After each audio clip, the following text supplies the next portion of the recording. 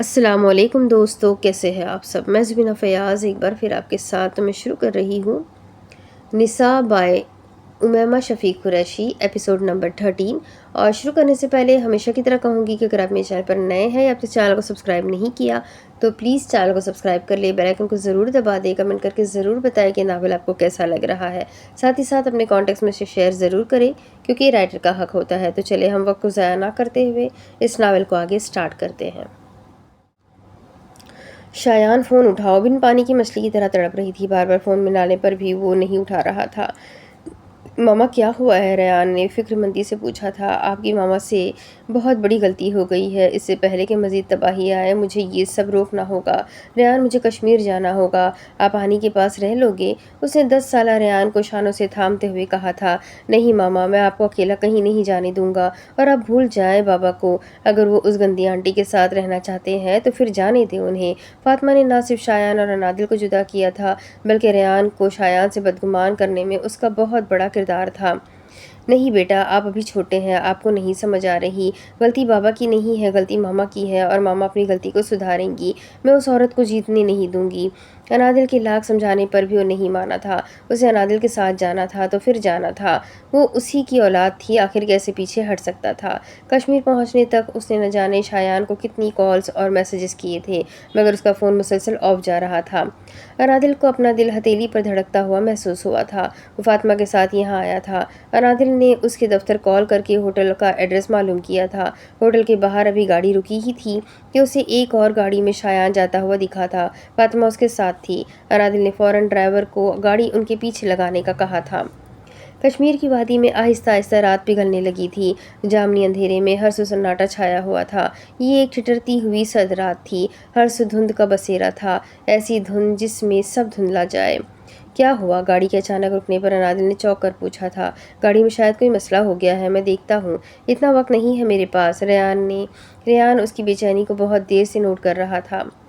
بیٹا آپ یہیں بیٹھو، میں بھی آتی ہوں۔ ریان کو ہدایت دیتے وہ فوراً گاڑی سے باہر نکلی تھی، اسے جلد از جلد شایان کے پاس پہنچنا تھا۔ اس نے تابیداری سے سر تو ہلا دیا تھا، مگر انادل کے جانے کے تھوڑی دیر بعد ہی وہ ڈرائیور کی آنکھ میں دھول جھونک کر اس کے پیچھے بھاگا تھا۔ وہ تیز تیز قدم اٹھاتی سڑک پر چل رہی تھی، جامنی اندھیرا اب سیاہی میں تبدیل ہو چکا تھا۔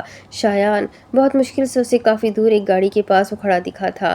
جہاں وہ کھڑا تھا وہاں کا منظر پھر بھی کچھ حد تک صاف تھا، مگر جس مقام پر وہ کھڑی تھی وہاں دھند کے علاوہ کچھ بھی دکھنا ناممکن تھا۔ شایان گاڑی کے باہر کھڑا فاطمہ سے بات کر رہا تھا۔ انادل کے قدموں میں ایک دم ہی تیزی آئی تھی، وہ جتنا تیز بھاگ سکتی تھی بھاگ رہی تھی۔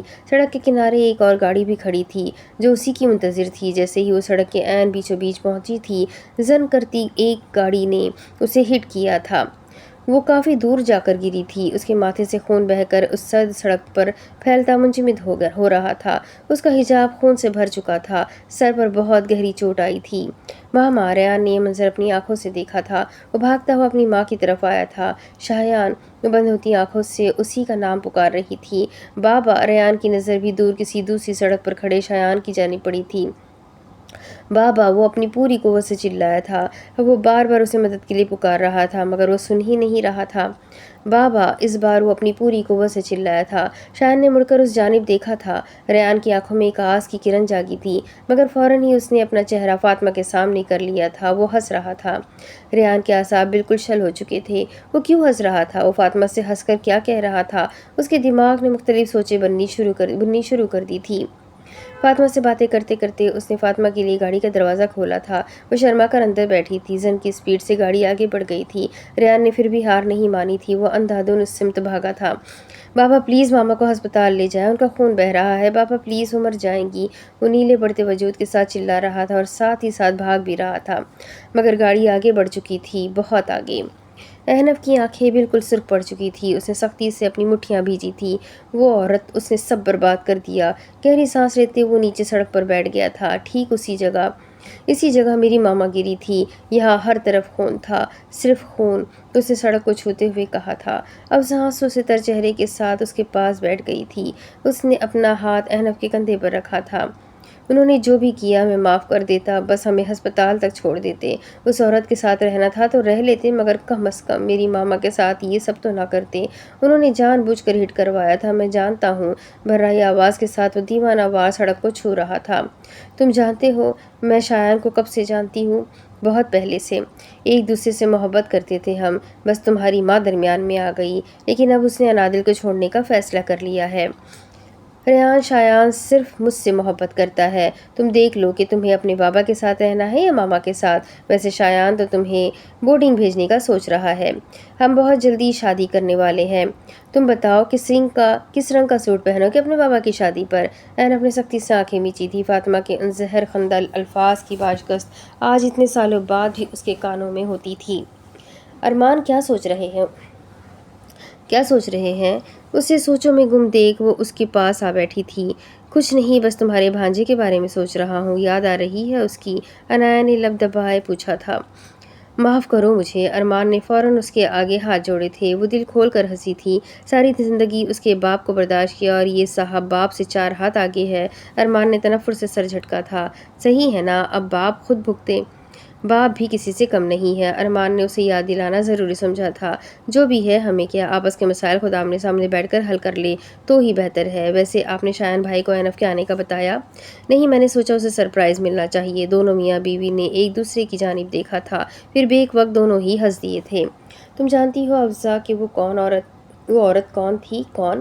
وہ تمہاری ماں ہے۔ انہوں نے میرے ڈیڈ سے شادی کی ہے۔ اینف نے سچ بولنے کا فیصلہ کیا تھا، جبکہ افزا کئی لمحے کچھ بول نہیں سکی تھی۔ وہ آنکھیں پھیلائے حیرت سے اسے دیکھتی ہی رہ گئی تھی۔ میں چاہتا تو تمہیں نقصان پہنچا کر اس عورت سے اپنا بدلہ لے سکتا تھا، مگر میں نے ایسا نہیں کیا۔ کرنا چاہتا تھا مگر نہیں کر سکا۔ میری ماں کی تربیت درمیان میں آ گئی۔ I am sorry. وہ جانتا تھا کہ افزا بے قصور ہے، اور یہ بھی کہ یہ انکشاف اس کے لیے کس قدر بھیانک ہوگا۔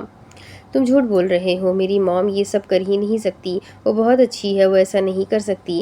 وہ نفی میں سر ہلاتی اس سے دور ہٹی تھی۔ یہی سچ ہے۔ اینف نے گہری سانس خارج کرتے اس کی جانب قدم بڑھائے تھے۔ وہ مزید 2 قدم پیچھے ہٹی تھی۔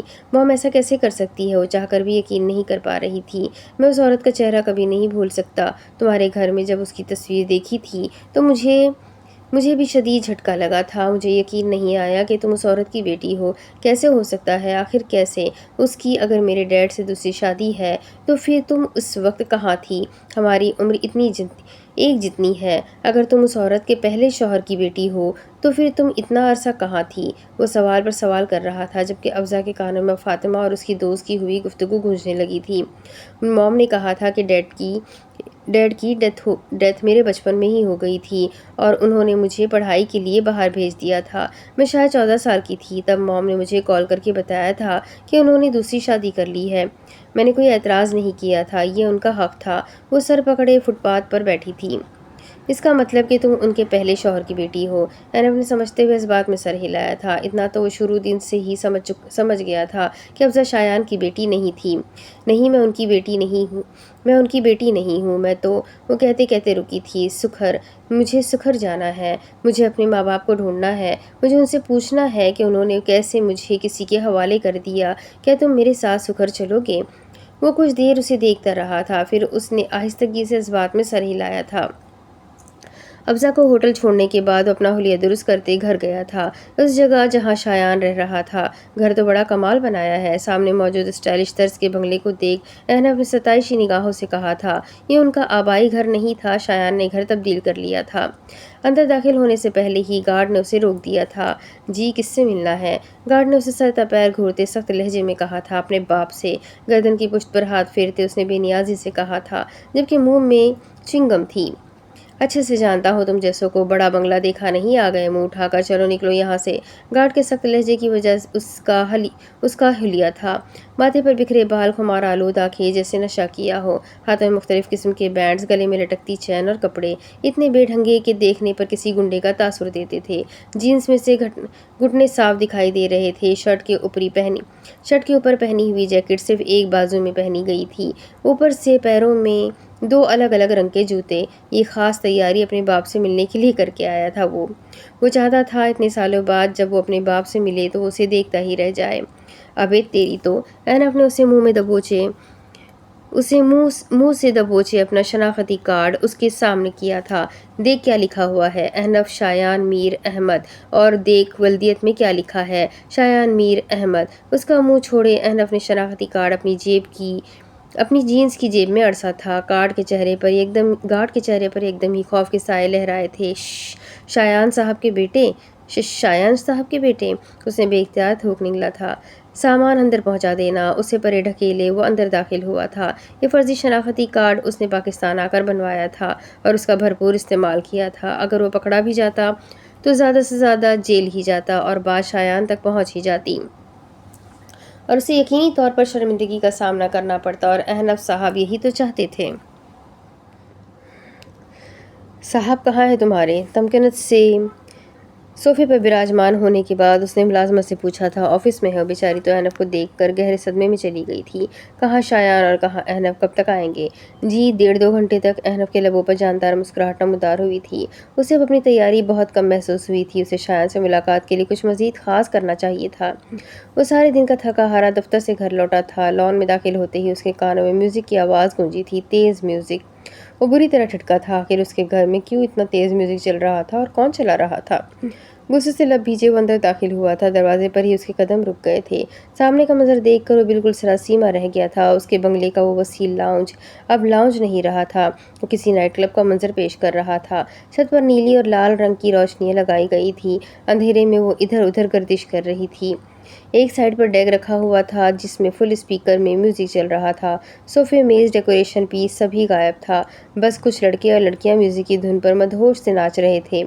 ان کے درمیان میں شایان صاحب کے لاڈلے اور اکلوتے بیٹے بے ڈھنگے حلیے میں جھوم رہے تھے۔ اپنے بیٹے کو 6 سال بعد دیکھ رہا تھا، وہ بھی اس حال میں۔ ہاں، وہ کبھی احنف سے بے خبر نہیں رہا تھا اور 1-2 بار ویڈیو کال پر بھی بات ہوئی تھی جو کہ بالکل بھی خوشگوار نہیں رہی تھی۔ اب اتنے سالوں بعد احنف کو اس حلیے میں دیکھ اس کا میٹر فوراً آسمان پر چڑھا تھا۔ غصے سے آگے بڑھتے اس نے فوراً میوزک بند کیا تھا۔ میوزک کی دھن پر ناچتے سبھی لوگ ایک دم رک گئے تھے۔ کیا ہو رہا ہے یہاں؟ وہ غصے سے دہاڑا تھا، لمحے بھر کو سکتہ طاری ہو گیا تھا۔ ریلیکس گائز، یہ میرے ڈیڈ ہیں۔ کیسے ہیں آپ ڈیڈ؟ وہ گرتا پڑتا شایان کے گلے لگا تھا۔ اس کے کپڑوں سے اٹھتی بدبو شایان کے نتنوں سے ٹکرائی تھی۔ اس نے فوراً احنف کو خود سے دور کیا تھا۔ تم نے شراب پی رکھی ہے۔ وہ غم و غصے کی کیفیت میں گویا ہوا تھا۔ اس کی آنکھوں کے سامنے وہ گمراہی میں گزارے گئے 3 سال گھومے تھے۔ آج احنف کو دیکھ کر اسے اپنا آپ یاد آیا تھا اور اپنی غلطی کا شدید احساس۔ آخر کیوں اس نے اپنے بیٹے کو بیرون ملک جانے دیا؟ ہاں پی رکھی ہے۔ آپ بتائیں پئیں گے؟ وہ نہایت دوستانہ انداز میں گویا ہوا تھا۔ پارٹی از اوور، آپ سب لوگ جا سکتے ہیں۔ اس کے سخت لہجے پر اب آہستہ آہستہ سب لوگ ہی وہاں سے جانے لگے تھے۔ ریان، تم پاکستان کب آئے؟ ریان نہیں، احنف۔ لمحے بھر کا توقف کیے بغیر اس نے تصحیح کی تھی۔ کیسے آئے تم پاکستان؟ آپ تو ایسے بات کر رہے ہیں جیسے آپ کے دوست نے آپ کو کچھ بتایا ہی نہ ہو۔ وہ عجیب طرز سے ہنسا تھا۔ یہ سب کیا ہے؟ لاؤنج کی لائٹس اب آن ہو چکی تھی، ہر چیز اب روشنی سے منور ہو گئی تھی۔ پارٹی اور کیا؟ آپ نے کیوں میرے دوستوں کو جانے کا کہا؟ خیر کوئی بات نہیں، میں رات میں انہیں دوبارہ بلا لوں گا۔ خبردار، جو ایسا سوچا بھی دو، یہ میرا گھر ہے اور میں دوبارہ یہ سب برداشت نہیں کروں گا۔ شایان نے انگلی اٹھا اسے وارننگ دی تھی۔ مسٹر شایان میر احمد، یہ میرا بھی گھر ہے اور میرا جو دل چاہے گا میں وہ کروں گا۔ ہونٹوں پر تپا دینے والی مسکراہٹ سجائے وہ خمار آلود سا شایان کو مزید تیش دلا رہا تھا۔ تو یہ ہے وہ تربیت جس کا ڈھونس وہ جمع کر گئی تھی۔ شایان نے متمسخر سے سر جھٹکا تھا، جبکہ احنف کے تن بدن میں مانو آگ لگ گئی تھی۔ اپنی ماں کے بارے میں ایک لفظ نہیں سنوں گا، لب بھیجے اس نے نہایت ضبط سے کہا تھا۔ ماں نے یہی تربیت کی ہے کہ باپ سے ایسے بات کرنا؟ ماں نے بالکل ٹھیک تربیت کی تھی، بس باپ ہی اپنی ذمہ داری پوری کرنا بھول گیا۔ میرا دماغ خراب مت کرو، اپنے کمرے میں جاؤ اور حلیہ درست کرو، پھر بات کرتے ہیں، شایان نے قدرے نرم لہجے میں کہا تھا۔ مجھے آپ سے بات کرنے میں کوئی دلچسپی نہیں ہے، وہ منہ پھیر گیا تھا۔ دیکھو ریان، ہم اتنے عرصے بعد مل رہے ہیں، جاؤ بیٹا شاور لو اور کپڑے تبدیل کرو، پھر بات کرتے ہیں، شایان نے بہت محبت سے اس کے کندھے پر ہاتھ رکھے کہا تھا۔ اسے احنف کے آنے کی بہت خوشی تھی اور وہ یقیناً اس خوشی کا اظہار بھی کرتا اگر حالات یہ نہ ہوتے تو۔ میں نے کہا نا مجھے آپ سے کوئی بات نہیں کرنی، آپ نے جو پہلے کیا ہے نا ہمارے ساتھ وہ بہت ہے، اپنی آنکھوں سے دیکھے ہیں میں نے آپ کے سارے کارنامے۔ کشمیر میں بھی سڑک پر کھڑے بڑی محبت بھری باتیں کر رہے تھے آپ، اس کا ہاتھ جھٹکتے وہ چلایا تھا۔ شایان لمحے بھر کوششدہ رہ گیا تھا، کیا یہ واقعی اس کی اولاد تھی؟ کشمیر کب؟ تم کب گئے تھے کشمیر؟ وہ نہ سمجھی سے گویا ہوا تھا۔ واو! لبوں کو گول کرتے احنف نے باقاعدہ تالیاں بجائی تھی۔ آپ تو ایسے کہہ رہے ہیں جیسے بہت معصوم ہے، میری ماں کو مجھ سے چھین لیا آپ نے، کہیں کا نہیں چھوڑا مجھے، کبھی معاف نہیں کروں گا میں آپ کو۔ آخر میں اس کی آواز ہلکی سی کپکپائی تھی۔ بس بہت ہو گیا، اب میں مزید تمہاری کوئی بکواس نہیں سنوں گا۔ نہ جانے وہ کیا کیا بول رہا تھا، شایان کا صبر اب جواب دے گیا تھا۔ مجھے بھی آپ سے بات کرنے کا کوئی شوق نہیں ہے، بس اتنا جان لے کہ یہ گھر میرا بھی ہے اور میرا جو دل چاہے گا میں وہ کروں گا، میں پارٹی بھی کروں گا اور شراب بھی پیوں گا اور آپ میرا کچھ نہیں بگاڑ سکتے۔ احنف میر احمد نام ہے میرا، بھولیے گا مت۔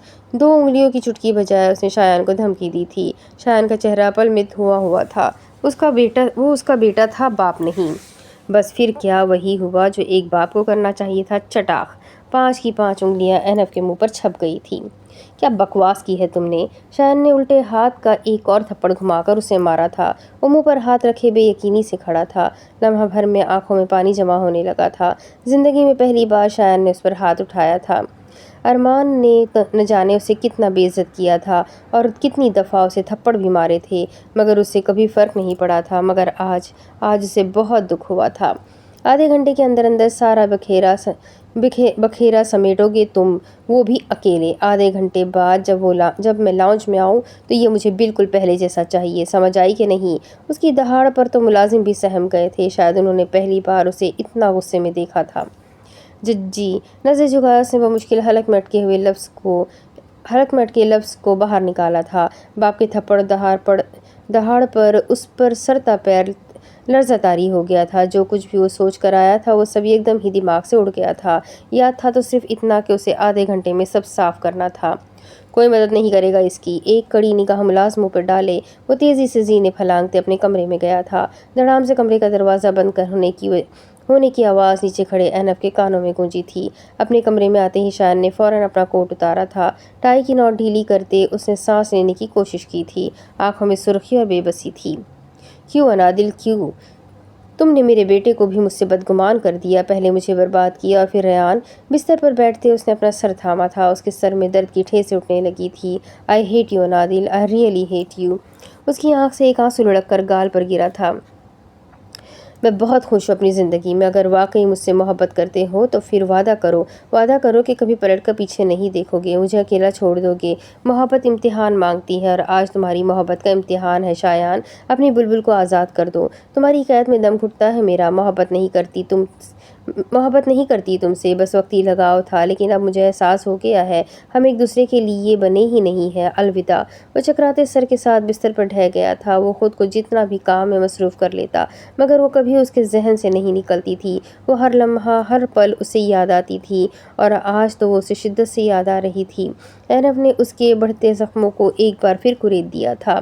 شایان مجھے نہ تم سے کچھ کہنا ہے۔ وہ نگاہیں جھکائے شرمائی تھی۔ آج ان کی شادی کی پہلی سالگرہ تھی اور وہ اسے گھر پر ہی منا رہے تھے۔ شایان کی فرمائش پر انادل نے لال رنگ کی ساڑی پہنی تھی اور وہ تو مانو اس سے نگاہیں ہٹانا ہی بھول گیا تھا۔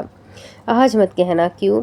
مر جاؤں گا میں، ایک تو پہلے ہی اتنی حسین لگ رہی ہو اور اوپر سے یہ ظلم نہ کرو جانا۔ وہ بری طرح جھپ گئی تھی۔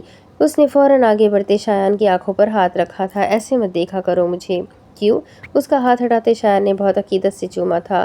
مجھے دیکھ کر بور ہو جاؤ گے؟ سوال ہی پیدا نہیں ہوتا، میں جب بھی تمہیں دیکھتا ہوں مجھے تم پہلے سے زیادہ خوبصورت لگتی ہو۔ شایان نے اسے شانوں سے تھامے بستر پر بٹھایا تھا۔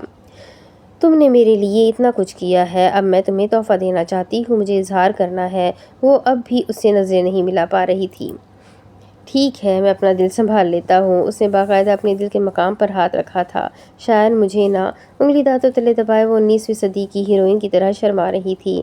مجھے کیا انادل؟ اس کا دل زور و شور سے دھڑک رہا تھا۔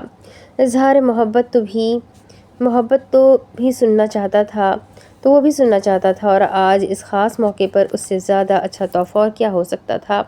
مجھے نہ تم سے درمیانی سی محبت ہو گئی ہے۔ کہتے ساتھ ہی عنادل نے چہرہ ہاتھوں میں چھپایا تھا۔ شایان کے لبوں کی مسکراہٹ فوراً غائب ہو گئی تھی۔ وہ ایک جھٹکے سے اٹھ کھڑا ہوا تھا۔ اب یہ کون سی محبت ہے؟ وہ چڑ گیا تھا۔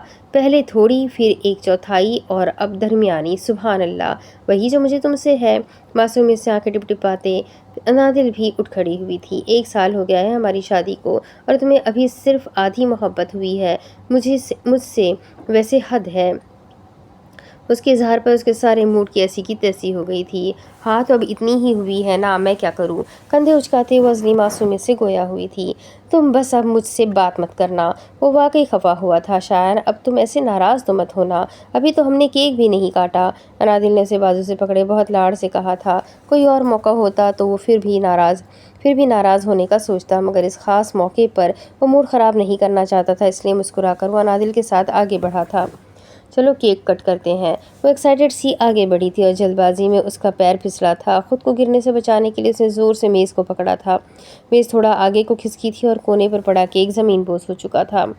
عنادل نے گھبرا کر شایان کی طرف دیکھا تھا، جس کے چہرے پر اس وقت صرف غصے کے آثار تھے۔ وہ نفی میں سر ہلاتا غصے سے وہاں سے گیا تھا۔ میں نے جان کر نہیں کیا، یا اللہ، آپ کو تو پتہ ہے نا، میں کچھ بھی جان کر نہیں کرتی، بس غلطی سے ہو جاتا ہے۔ اپنا سر پیٹتے ہوئے شایان کے پیچھے بھاگی تھی۔ سرخی مائل آنکھیں کھولے وہ بستر سے اٹھا تھا۔ الماری سے کپڑے نکالنے کے بعد وہ شاور لینے چلا گیا تھا۔ اسے بھلانے کی بھرپور کوشش کر رہا تھا، مگر وہ ذہن سے نکلتی ہی نہیں تھی۔ کسی آسیب کی طرح اس کے ذہن سے چمٹ گئی تھی۔ وہ اسے کبھی آگے بڑھنے ہی نہیں دیتی تھی۔ کمرے میں بند ہونے کے بعد وہ بھاگ کر واش روم گیا تھا۔ اب واش بیسن پر جھکے اس سے زبردست اکائی آئی تھی۔ سر بری طرح چکرا رہا تھا۔ اسے اپنے سارے وجود سے مانو نفرت محسوس ہو رہی تھی۔ شایان کی وجہ سے اس نے شراب اپنی شرٹ پر گرا تو لی تھی تاکہ اسے لگے کہ حنف نشے میں ہے، مگر اب وہ خود سے ہدف محسوس کر رہا تھا۔ شاور لینے اور کپڑے تبدیل کرنے کے بعد بھی اس کی بہت عجیب کیفیت تھی۔ اس سے پہلے کہ وہ باتھ روم سے باہر نکلتا اسے زبردست چکر آئے تھے۔ اپنا سر تھامتے ہوئے ایک بار پھر واش بیسن پر جھکا تھا۔ اس بار اکائی کے ساتھ ساتھ ناک سے خون کی لکیر بھی نمودار ہوئی تھی۔ عنف نے فوراً ٹیشو سے خون صاف کرتے منہ پر پانی کے چھینٹے مارے تھے۔ ظالم، وہ کراتا ہوا گویا ہوا تھا۔ تھپڑ مارنا ہی تھا تو آہستہ مار لیتے، اتنی زور سے مارنے کی کیا ضرورت تھی؟ دل ہی دل میں شایان کو سلواتے سنائے وہ باہر آیا تھا۔ پانی کا پورا گلاس حلق سے اتارتے اسے اپنے اندر ایک سکون سا اترتا محسوس ہوا تھا۔ اس سے پہلے کہ وہ بستر پر گرتا اس کا فون بجا تھا۔ فون اٹھاتے ہی اس کے چہرے پر سخت ناگواری ابھری تھی۔ کیا مصیبت ہے؟ وہ جھنجھلا کر پیر پٹکتے باہر گیا تھا۔ یہ لو۔ گھر سے وہ سیدھا باہر کسی پارک میں آیا تھا۔ اب جتنے بھی لوگوں کو اس نے گھر پر پارٹی کے لیے بلایا تھا وہ ان سب کو پیسے دے رہا تھا۔ یہ تو کم ہے، آخر میں اس نے ایک لڑکی کو پیسے دیے تھے۔ میں 1 روپیہ بھی اوپر نہیں دینے والا، بات صرف 10,000 کی ہوئی تھی۔ عنف نے نہایت سخت لہجے میں اسے باور کروایا تھا۔ ہائے! لڑکی اس کا کالر پکڑے قریب ہوئی تھی۔ تمہارے لکس پر یہ بھی معاف کر دوں، کبھی آؤ نا میرے فلیٹ پر۔ اپنی اداؤں کا بھرپور مظاہرہ کرتے اس نے ایک آنکھ ونک کی تھی۔ اس کی بے باک گفتگو پر عنف کے کان کی لوئے تک سرخ پڑ گئی تھی۔ دور رہ کر بات کرو مجھ سے۔ وہ بدک کر پیچھے ہٹا تھا۔ اب وہ اس قدر سپیڈ سے آگے بھاگا تھا جیسے پیچھے کسی نے جنگلی جانور چھوڑ دیے ہوں۔ پچھلے 1 گھنٹے میں اس نے مسجد کے ہال میں 20 نوافل ادا کیے تھے اور تسبیحات وہ تو شاید ان گنت تھی۔ وہ بار بار استغفار کی تسبیح کر رہا تھا۔ یا اللہ، میں نے جو بھی کیا اس کے لیے مجھے معاف کر دے، اور آگے بھی جو کروں گا اس کے لیے بھی ایڈوانس میں معافی۔ کرامہ کاتبین، پلیز میرے گناہ نہ لکھنا۔ دائیں بائیں کندھے پر باری باری نگاہیں ڈالے اس نے پھر اپنے دعا کے لیے اٹھے ہاتھوں کی جانب دیکھا تھا۔ یا اللہ، آپ کو تو پتہ ہے نا، میں کچھ بھی جان کر نہیں کرتا، بس مجبوری ہے میری۔ دعا کرنے کے بعد وہ فوراً وہاں سے اٹھا تھا۔ اپنے اگلے لائحہ عمل کے بارے میں سوچتے اس نے گہری سانس خارج کی تھی۔ شایان اپنے کمرے میں ہی بند تھا جب اس کا فون بجا تھا۔ کال ریسیو کرتے اس کا دماغ تو مانو اڑ ہی گیا تھا۔ فون پر ایک دم ہی ہاتھوں کی گرفت سخت پڑی تھی۔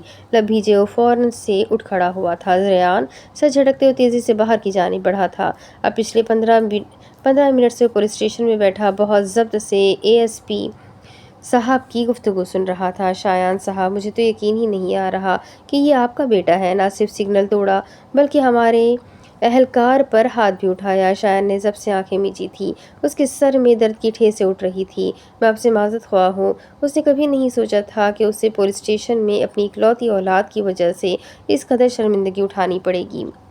जाली शनाख्ती कार्ड बनवाना कितना बड़ा जुर्म है, आप जानते भी हैं। ऊपर से वो भी सड़क पर चिल्ला चिल्ला कर सबको बता रहा था कि मैं शायान मीर अहमद का बेटा हूँ।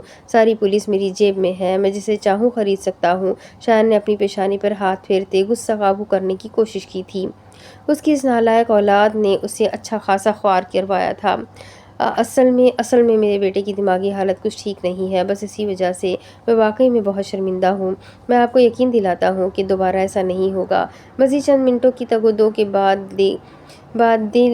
दे दिला कर ये मामला हल हो ही गया था। शायान अहनफ से मिलने चल कर जेल तक आया था। वो दीवार के साथ टेक लगाए ज़मीन पर बैठा मानो उसी का इंतज़ार कर रहा था। Hi dad. शायान को देखकर उसने मुस्कुराकर ज़ोर ज़ोर से हाथ हिलाया था। मुख्तसर जलती पर तेल छिड़का था।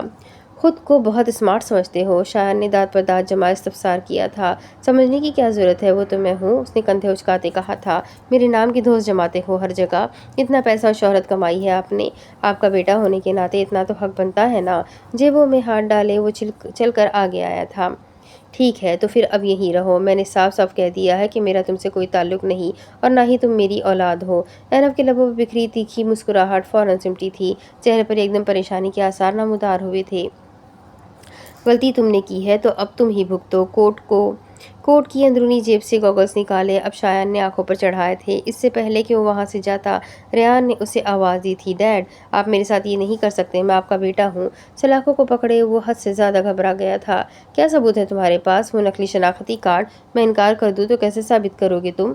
और तो और मेरे नाम का गलत इस्तेमाल करना, जबकि तुम मेरे बेटे भी नहीं हो। कितना बड़ा जुर्म है ये जानते हो? नफ़ी में सर हिलाते शायान ने बहुत अफसोस से कहा था। डैड, मैं आपका बेटा हूँ, आपका खून हूँ, आप मेरे साथ ये नहीं कर सकते। लम्हे भर में उसकी आवाज़ भर्रा गई थी। वो जितना मर्जी बड़ा बनने की कोशिश करता था तो वो सिर्फ 16 साल का ही था तो वो सिर्फ 16 साल का ही। बहुत काम है मुझे आज। हाथ में पहनी घड़ी को देखते वो उजलत में भरे अंदाज में वहां से गया था। डैड, सलाखों को पकड़े हुए वसी से चिल्ला रहा था। इस अंधेरी जेल से वो अब शायद शदीद खौफ महसूस कर रहा था। उसे शायद से हरगिज़ ये तौक़ा नहीं की थी। आखिर कौन बाप अपनी औलाद के साथ ये सब करता है? उसकी हर चाल ही उस पर उलट जाती थी। पहला दाव वो खेलता था और जीत शायान जाता था। मेरे साथ ऐसा कैसे कर सकते हैं? एक आंसू बहकर गाल पर गिरा था। मैं यहाँ नहीं मरना चाहता, मुझे बाहर निकालो कोई। सलाखों को सख्ती से झंझोड़े वो एक बार फिर चिल्लाया था। अगले 2 घंटे उसने सिर्फ आंसू ही बहाए थे। वो तो ये भी सोच चुका था कि जेल के किस कोने में उसकी कब्र बनेगी और कफन दफन न जाने कौन करेगा। जनाजे में कोई शिरकत करेगा भी या नहीं करेगा। कहीं फांसी? अरब ने फौरन झंझरी ली थी। मजीद कुछ सोचने से पहले ही जेल का ताला खोला गया था। चलो बाहर आओ। कांस्टेबल के कहने पर वो एकटक उसे देखे ही गया था। जमानत हो गई है तुम्हारी। वो झटके से उठ खड़ा हुआ था। आंखें रगड़ते वो फौरन जेल से बाहर भागा था। बाहर आकर उसे सांस आई थी। पुलिस स्टेशन के बाहर शायान की गाड़ी खड़ी थी। वो पिछली नशिस्त पर बैठा हुआ था। अनफ खामोशी से उसके साथ जा बैठा था। उसके बैठते ही ड्राइवर ने गाड़ी चला दी थी। चुपचाप सर झुकाया लब कतर रहा था। ये 2 घंटे उसने कैसे काटे थे ये सिर्फ वही जानता था। दिल तो चाह रहा था कि शायान के गले लगकर फूट फूट कर रोए, उससे पूछे कि आखिर वो कैसे उसे तन्हा छोड़ गया, मगर वो ये नहीं कर सकता था। आंखों पर बदगुमानी की पट्टी जो बंधी हुई थी। तुम ठीक कह रहे थे, तुम्हारी तरबियत सिर्फ तुम्हारी माँ ने की है। मैं अपनी जिम्मेदारी भूल गया था, मगर बहुत शुक्रिया तुम्हारा मुझे याद दिलाने के लिए। उम्मीद करता हूँ आज का सबक तुम ज़िंदगी भर नहीं भूलोगे। दोबारा ऐसा करना चाहो तो कर सकते हो। मैं वादा करता हूँ इस बार तुम्हें बचाने नहीं आऊँगा। मोबाइल पर कुछ टाइप कर रहा था। उसने एक दफ़ा भी अहनफ की जानिब नहीं देखा था, मगर उसके अल्फाज की सख्ती उसे बहुत कुछ बावर करवा गई थी। सॉरी, भर्राई आवाज़ के साथ वो मिनमिनाया था। शायान ने जवाबन कुछ नहीं कहा था। वो चाहता तो 2 घंटे पहले भी उसे आज़ाद करवा सकता था, मगर फिर अहनफ सबक कैसे सीखता। अगली सुबह अहनफ साहब सब कुछ भुलाकर हशाश बशाश से डाइनिंग मेज़ पर नाश्ते के लिए बैठे थे। शायान को उसे देखकर काफ़ी हद तक खुशी हुई थी। सच शुक्र के उसे अकल तो आई। नाश्ता चुना जा चुका था। इससे पहले कि शायान टोस्ट के लिए हाथ बढ़ाता, अहनफ ने उससे पुकारा था। डैड, ये जूस तो पास कर दे, मुझे बहुत पसंद है। अहनफ ने जिस कदर नरमी से कहा था, शायान को उस पर उस कदर ही प्यार आया था। कम अज़ कम एक तरफ से तो उसे सुकून नसीब हुआ। मुस्कुराकर जग उसके जानिब बढ़ाते वो फिर से अपनी प्लेट पर झुका था। ये तो मुझे बहुत पसंद है, अहनफ ने जग को मुँह से लगाए कहा था। یہ تم کیا کر رہے ہو؟ شایان شدید صدمے سے دوچار ہوا تھا۔ جوس پی رہا ہوں ڈیڈ۔ معصومیت کی انتہا تھی۔ یہ کون سا طریقہ ہے جوس پینے کا؟ یا تم کھانے کے آداب نہیں جانتے؟ آخر اس نے کیسے سوچ لیا تھا کہ احنف صاحب سدھر سکتے ہیں؟ آپ نے کبھی سکھایا ہی نہیں ڈیڈ۔ میری تربیت صرف میری ماں نے جو کی ہے۔ آپ تو بھول گئے تھے نا۔ لیکن کوئی بات نہیں، اب آپ مجھے شروع سے سب سکھائیے گا۔ 3-4 ٹوسٹ کو اکٹھے جارحانہ انداز میں کھاتے اس نے بے نیازی سے کہا تھا۔ میز پر زور سے ہاتھ مارے شایان اٹھ کھڑا ہوا تھا۔ کیا ہوا ڈیڈ؟ احنف چہرے پر معصومیت سجائے اس کے پیچھے بھاگا تھا۔ یہ سب تمہیں انادل نے سکھایا ہے؟ اس نے کہا ہوگا کہ جا کر اپنے باپ کو ذلیل کرو۔ وہ چلتے چلتے لاؤنج تک آ چکا تھا۔ کاش کہ وہ مجھ سے یہ سب کہہ سکتی۔ وہ بے بسی سے ہنسا تھا۔ ویسے آپ کی دوسری بیوی نظر نہیں آ رہی، کہاں ہے وہ؟ احنف نے سارے گھر پر طائرانہ نظر گھمائی تھی۔ اپنی دوستوں کے ساتھ دوسرے شہر گئی ہوئی ہے۔ وہ تب کر گویا ہوا تھا۔ نہ اس وجہ آپ اسی کے مستحق ہے۔ میری ماں تو سارا دن گھر بیٹھی رہتی تھی۔ گھر کے کاموں سے لے کر آپ کی خدمت تک سب کیا انہوں نے، لیکن آپ نے پھر بھی قدر نہیں کی۔ میں نے قدر نہیں کی؟ وہ بے یقینی سے کہتا 2 قدم آگے بڑھا تھا۔ تم کچھ جانتے نہیں۔ میاں بیوی ایک دوسرے کا لباس ہوتے ہیں۔ اگر اس نے اس چیز کا پاس نہیں رکھا تو ضروری تو نہیں کہ میں بھی نہ رکھوں۔ اوہ پلیز، انہوں نے مجھے کبھی کچھ نہیں کہا۔ اندھا نہیں ہوں میں، سب دکھتا ہے مجھے۔ اور کشمیر میں جو ہوا وہ میں کبھی نہیں بھولوں گا۔ آپ کو دوسری شادی کرنی ہی تھی تو کر لیتے، مگر میری ماں کے ساتھ وہ سب کیوں کیا؟ وہ دبا دبا سا گھرایا تھا۔ کیا ہی کیا ہے میں نے؟ تمہاری ماں کے ساتھ جو بھی کیا ہے اس نے کیا ہے۔ اسے آزادی چاہیے تھی۔ اس نے کہا تھا کہ میرے ساتھ نہیں رہنا چاہتی، اور آپ نے مان بھی لیا۔ ظاہر سی بات ہے جب وہ آپ کو کسی اور عورت کے ساتھ دیکھ چکی تھی تو پھر غصے میں کہہ دیا ہوگا، مگر آپ کو تو راہ فرار مل گئی، ایک بار بھی مڑ کر نہیں دیکھا۔ خیر راستے سے بھی تو خود ہی ہٹایا تھا نا۔ احنف نے تنفر سے سر جھٹکا تھا۔ کیا بکواس کر رہے ہو؟ کہنا کیا چاہتے ہو؟ یہی کہ اس دوسری عورت کے چکر میں آپ نے مجھ سے میری ماں چھین لی۔ آپ نے کیوں کشمیر میں وہ ایکسیڈنٹ کروایا؟ بالآخر میں وہ چلایا تھا۔ سرخ آنکھیں اب گیلی ہونے لگی تھیں، ہونٹ پوری شدت سے پھڑپڑا رہے تھے۔ کیا بکواس کر رہے ہو؟ شایان تو حتے سے ہی اکھڑ گیا تھا۔ میری ماں وہاں سڑک پر پڑی تڑپتی رہی۔ میں نے کتنی آوازیں دی آپ کو، لیکن آپ نے نہیں سنا۔ کیا کہہ رہے ہو تم؟ انادل کا ایکسیڈنٹ؟ وہ ٹھیک تو ہے؟ کہاں ہے وہ؟ شایان کے اعصاب بالکل شل ہو گئے تھے۔ وہ جو اتنے سالوں سے خود کو یقین دلا رہا تھا کہ وہ انادل سے نفرت کرتا ہے، آج نہ جانے وہ نفرت کیسے محبت کی جگہ لے چکی تھی۔ اس کی آنکھوں میں تڑپ تھی۔ بس کر دے، بند کر دے اب یہ ڈرامہ۔ آپ نے کیا تھا سب کچھ، جان بوجھ کر کیا تھا۔ 1 منٹ، میں تو کشمیر گیا ہی نہیں، میں تو سالوں پہلے… وہ کہتے کہتے رکا تھا۔ اچانک آنکھوں کے سامنے اس دن کا منظر لہرایا تھا۔ بیچ سڑک پر وہ اور فاطمہ کھڑے بات کر رہے تھے۔ ہر طرف سناٹا اور دھند چھائی ہوئی تھی۔ مجھے لگتا ہے کہ یہ پروجیکٹ ہماری کمپنی کے لیے بہت فائدہ مند ہوگا۔ مجھے بھی ایسا ہی لگتا ہے، فاطمہ نے اس کی بات کی تائید کی تھی۔ مزید کچھ باتوں کے بعد شایان کو اچانک ہی کچھ محسوس ہوا تھا۔ اس نے فوراً پیچھے پلٹ کر دیکھا تھا۔ دھند کی وجہ سے کچھ بھی واضح نہ تھا۔ مجھے لگتا ہے جیسے کسی نے آواز دی۔